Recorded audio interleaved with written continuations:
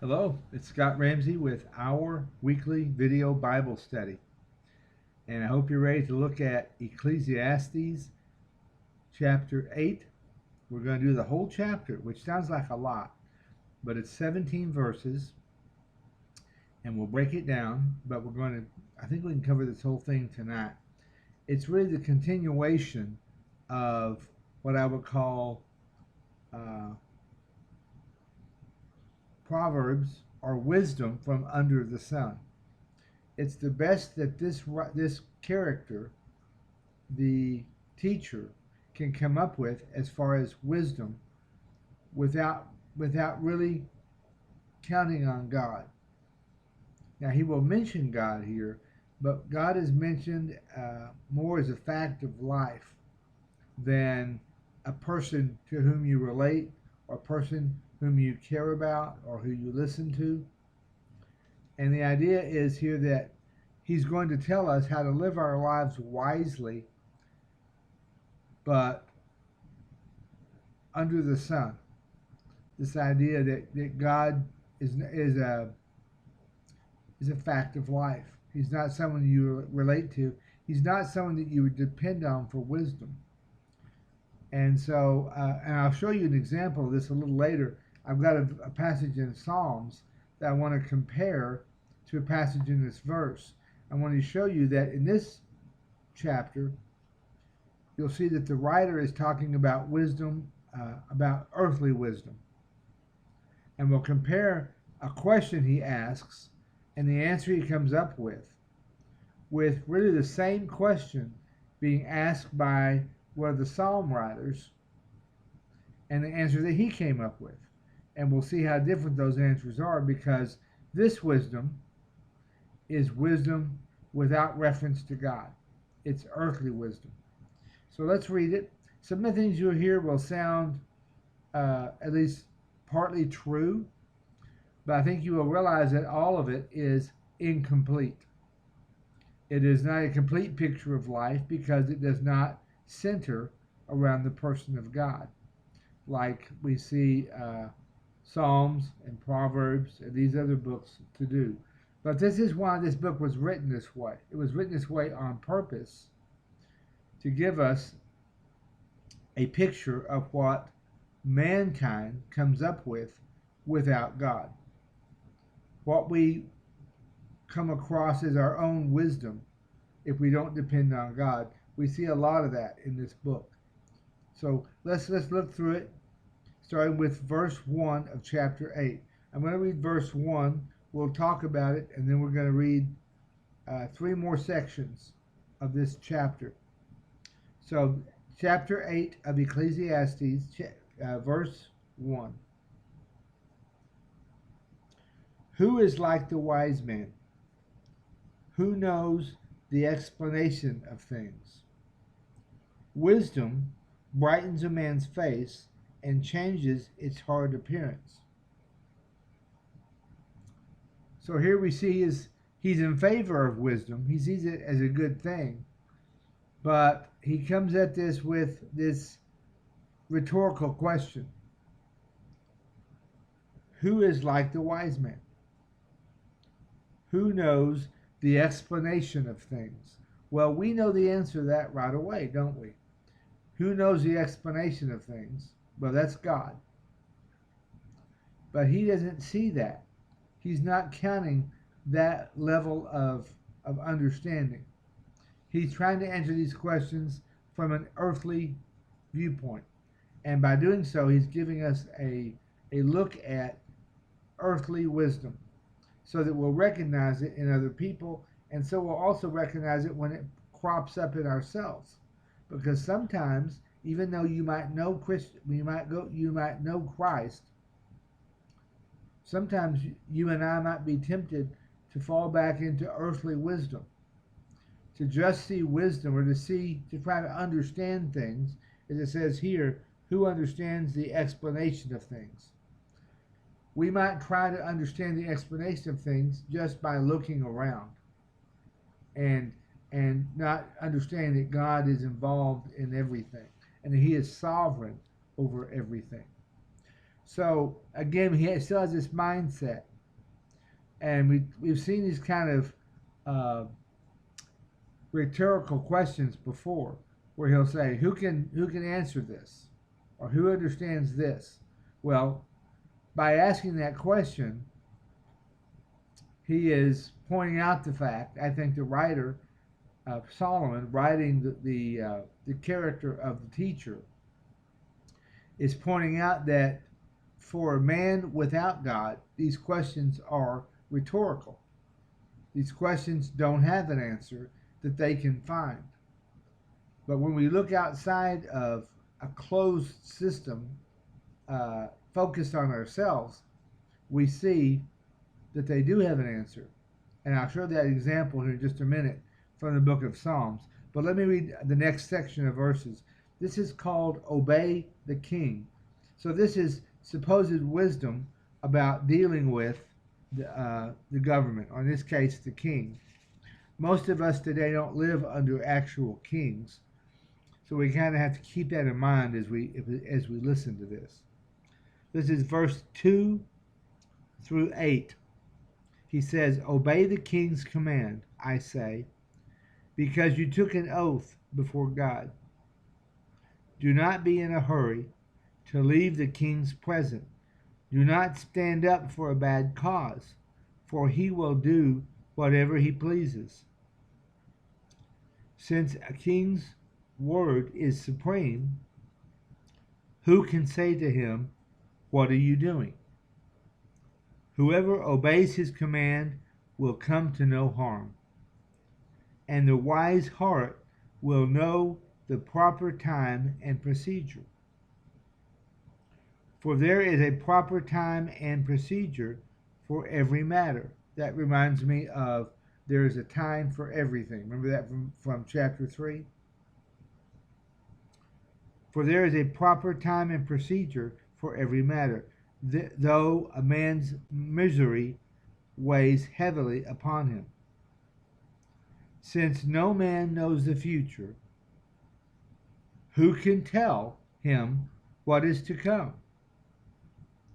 No man has power over the wind to contain it. No one, and so no one has the power over the day of his death. As no one is discharged in time of war, so wickedness will not release those who practice it. So here we see some more rhetorical questions. Who knows the day of his own, or the time of his own death? Who has power over the day of his death? Who has power over the wind? No one.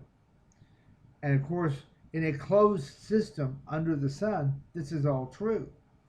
If it's just you and me and the people around, we can't see the future. That's true. I have no power over the day of my death. I don't know what's coming tomorrow. I have no power over the wind. But when we let God into our lives, when we start looking for wisdom that understands that God is at the center of everything, I don't have to have power over the wind, but I'm awfully fortunate and blessed to know the one that does. And how do I know that Jesus has power over the wind? Think about the story of the boat on the Sea of Galilee. And the disciples saw that Jesus had power over the wind. And they recognized what that meant about who he was.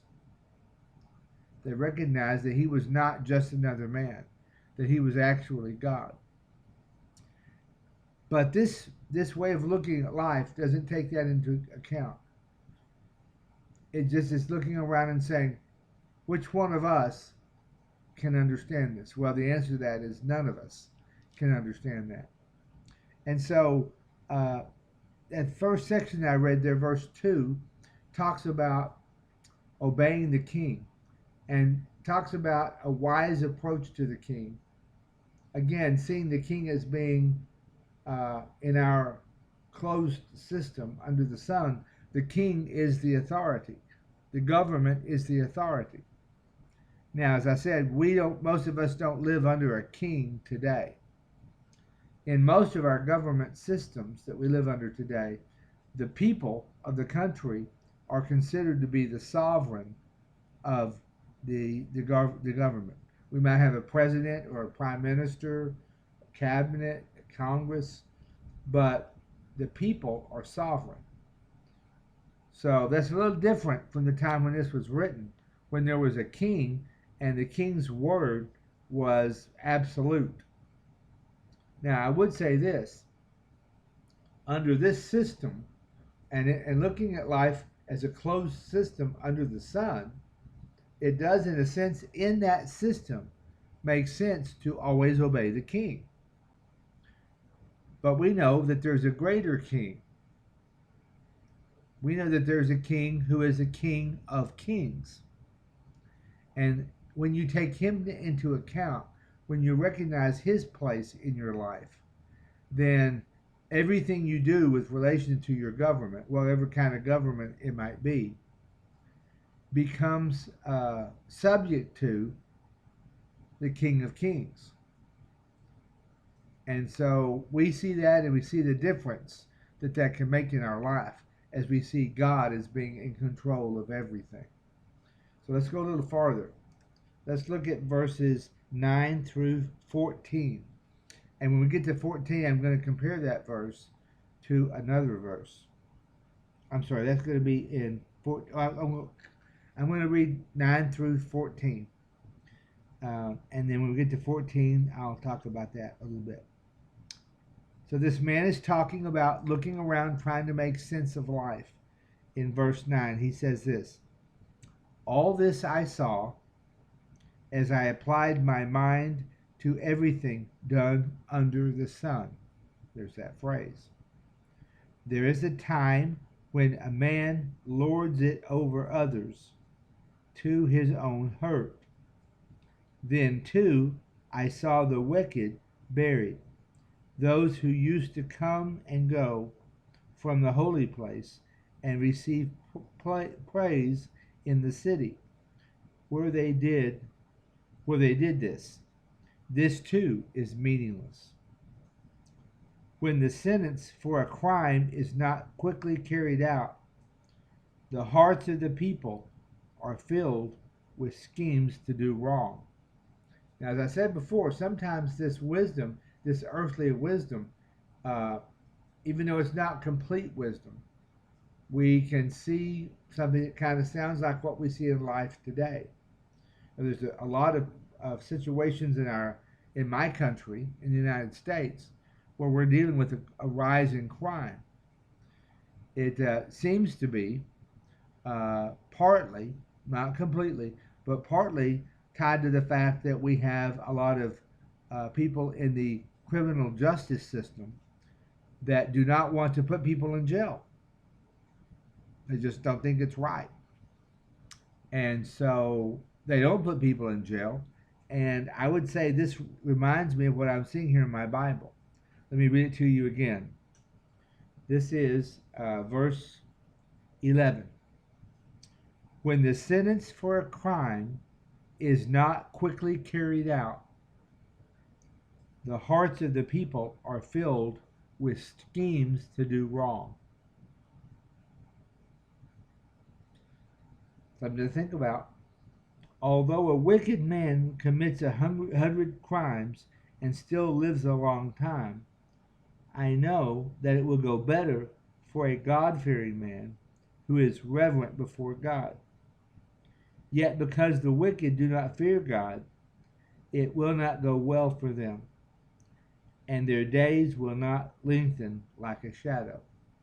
And we see this, sometimes we see this idea in the Proverbs. We'll see something put forward as a general rule, an observation about life. This doesn't really tell us what to do and what not to do. It hints that a wise man, one who fears God, will have a longer life, a better life, and that's true, usually speaking. But Jesus also told us that those who follow him will go through hard times. So it's not a hard and fast rule that everything in your life will go easier for you if you follow God. And there are people who think this. There are people who teach this. That if you follow God, He'll give you everything you want, and He'll give you money. He'll make your life easy. You'll have no problems. That's just not true. It's not true according to the Bible, and it's not true according to our experiences. Jesus said that in this life you will have tribulation. You will have struggles, and that accepting Jesus as your Savior doesn't remove that. Putting your faith in God doesn't remove trouble from your life. It does allow you to have a relationship with God, which will make your life much better in many ways, this life and the life to come. So it's well worth doing, but it's not worth doing in order to make your life always easy. That's not biblical. And so here we see this idea. If we aren't careful, we might be misled to think that if I follow God, everything will be easy and I'll get what I want. God will give me what I want out of life. That's not biblical. And so I want you to think about that and listen for that around you as you're hearing people teach the Bible and preach the Bible. It is not true that God's children will always be prosperous or will always be blessed in earthly things. You know, I was teaching Ephesians the other night, and I'm reminded that back in chapter 1, verse 3, talks about how it says, "Blessed be God, the Father, who has blessed us with every spiritual blessing." That is very true. God has given us many, it says all spiritual blessings. If you have a spiritual blessing today, it's because it's from God. And you have it because of your faith in Jesus Christ. Notice it doesn't say earthly blessings. There's not a promise, there's not a statement that God has blessed us with all earthly blessings. That's just not true. Now, sometimes He will bless us with something earthly. He's our Father, and He likes to meet our needs, and sometimes you will see that happen. But it's not a contract that you can hold God to and say, God has to bless me physically. He has to bless me with material goods. That's just not biblical. And if that's what we think, I think it says something about where our heart is. Because the Bible says where your heart is, that's also where your treasure will be. And I want your treasure to be in heaven. I want your heart to be in heaven. I want you to be thinking about the spiritual blessings that God has given you. They're way better, they're much better than the physical blessings that you might want or you might feel that you need. All right, kind of got off subject there, but really not. But let's look at verse 14. Verse 14 says this. This is a statement by the character of the teacher about how he sees life. He says this: there is something else meaningless that occurs on earth. Righteous men who get what the wicked deserve, and wicked men who get what the righteous deserve. This too, I say, is meaningless. So I commend the enjoyment of life. And so what he's saying here is he sees what he considers to be unfairness. He sees that good people sometimes have a bad life or a hard life, and people who are wicked sometimes have what seems like a material blessed life. And he says, because of that, I suggest to you that the best thing to do is just enjoy life. Just do what you want. Eat, drink, and be merry. Because what you do and how you live makes no difference in your life. Again, this is wisdom without God. Let me give you an example of that same question, or that same issue someone dealt with, but they understood, they saw God's viewpoint on it. This is in the Psalms. Psalm 73. I'm going to mark my page here. Okay. Psalm 73 is a psalm of Asaph. I'm sorry. A psalm of Asaph. And it says this. He's talking about his life. He's looking back at his life, and he says this: Surely God is good to Israel, to those who are pure in heart. But as for me, my feet had almost slipped. I had nearly lost my foothold. And then he says, why? He says in verse 3 and following, he says that he looked about life, he looked around him, and he saw that there were people who were wicked people, and they were getting away with it. They were being they were being materially blessed. And his question is, how is that possible? How does a good God let good things happen to bad people? And how does a good God let bad things happen to good people? We've all talked about this before. We've dealt with these issues before in your life. If you thought at all about life and you've looked around you, you've been tempted to ask this question and to say, life isn't fair. And so the writer talks about this for several verses.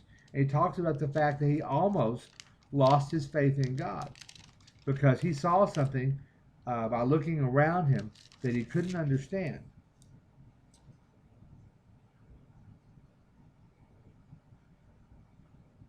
But then something happens in verse 17 of Psalm 73. He's talking about this. He says, it's too hard for me to understand. And then he says in 16, he says, when I tried to understand all this, it was oppressive to me. But then in verse 17, he says this, till I entered the sanctuary of God. Then I understood their final destiny, meaning the evil, the wicked people. And so when he came in to worship God, when he came in to consult God for his insight and his wisdom, then he understood. And the rest of the chapter talks about how he has a new understanding of what happens to the wicked. And he says, in effect, that they have not suffered for what they've done yet. He talks about how he saw their end. He saw that they had an end coming that that would pay them back, so to speak, for what they'd done. He says there in 18 and following, surely you place them on slippery ground. You cast them down to ruin. How suddenly they are destroyed, completely swept away by terrors, as a dream when one awakes.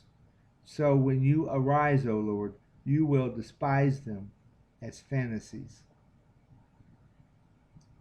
And so he says there that when he finally understood this in God's perspective, when he finally consulted God, when he went to worship God, he understood again that God was in control and God would take care of the wicked and the righteous, even though he could not see it at this moment in his life. When he looked around him, it didn't look fair. But when he considered that God will take care of everything in time, he found comfort in that and confidence that God is in control. And that gave him the confidence to live for God and to not be thrown off of his faith by misunderstanding that God was in control. And so let me read the last verse of Psalm 73. But as for me, it is good to be near God. I have made the sovereign Lord my refuge. I will tell of all your deeds. So his answer to the question of right and wrong and how is it that good people sometimes suffer and bad people sometimes prosper. Remember, the writer in Ecclesiastes said, well, it doesn't make any sense.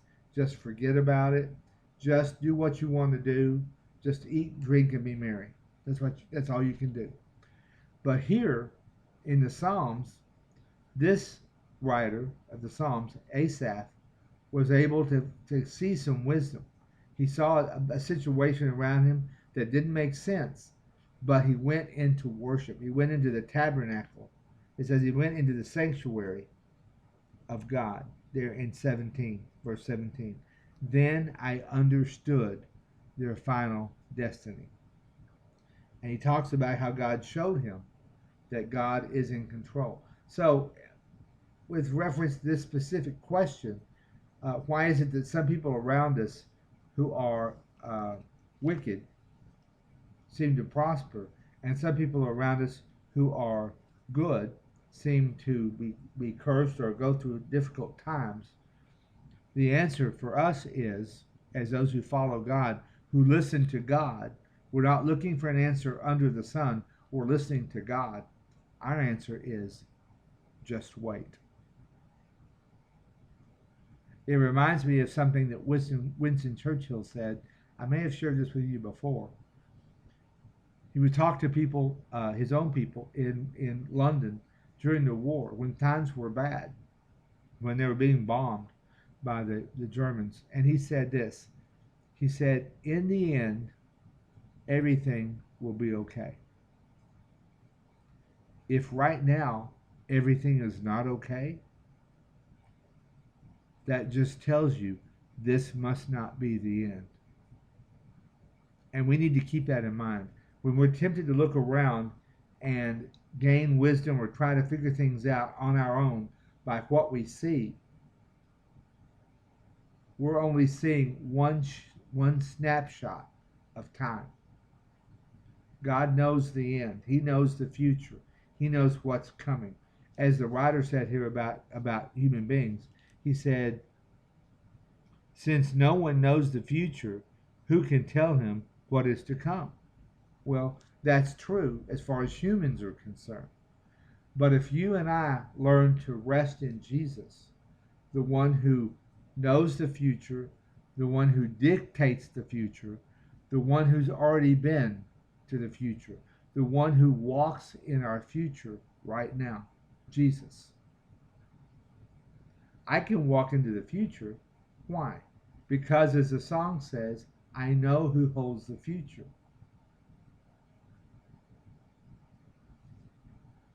But that's not a view under the sun. That's a view with God at the center of my universe. God at the center of my life. When He is at the center of my life, I can see farther and clearer. I can't know the future, but I can know the one who does. And there can be peace there for us. That's better than anything I can experience just by looking around and trying to figure it out on my own. And so that's a lesson for us. Don't be like the character. Don't be like the teacher. Be like the psalmist. That's the lesson I think Solomon's trying to give us here. Let me finish this chapter. Let's look at verse 15 through 17. And so again, in 15, he gives the character of the teacher gives us his answer of how to live life. Since he can't figure it out, here's his answer. So I commend the enjoyment of life, because nothing is better for a man under the sun than to eat and drink and be glad. Then joy will accompany him in his work all the days of his life, of the life that God has given him under the sun. So there's no idea there of going to be with God, because your life is made up of just your time under the sun. So just enjoy it. See how that's not complete? That's a partial view of life. Verse 16 and 17. When I applied my mind to know wisdom and to observe man's labor on earth, his eyes not seeing sleep day or night, then I saw all that God has done. No one can comprehend what goes on under the sun. There it is. No one can comprehend what goes on under the sun. You just want to grab this guy and shake him and say, turn to God, listen to God, ask God, because He knows what's going on. But we can't do that today. No one can comprehend what goes on under the sun. Despite all his efforts to search it out, man cannot discover its meaning. Even if a wise man claims he knows, he cannot really comprehend it. It sounds to me like our teacher is about to give up on finding the meaning of life under the sun. Now, that may sound like a bad thing, because giving up, we don't ever want to give up, right? Giving up's always bad. No, we need to surrender to God.